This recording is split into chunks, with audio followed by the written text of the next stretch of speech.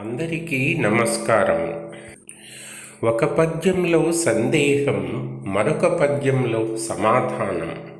వినిపిస్తున్నవారు బాలసుబ్రహ్మణ్యం, కలవలపల్లి.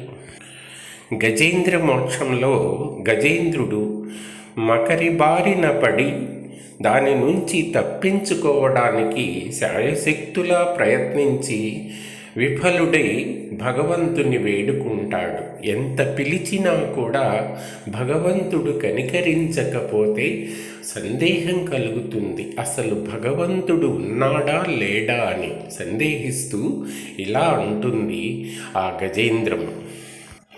కలడందురు దీనులయడ కలడందురు పరమయోగి గణముల పాలన్ కలడందురు అన్ని దిశలను కలడు కలండ నడివాడు కలడో లేడో.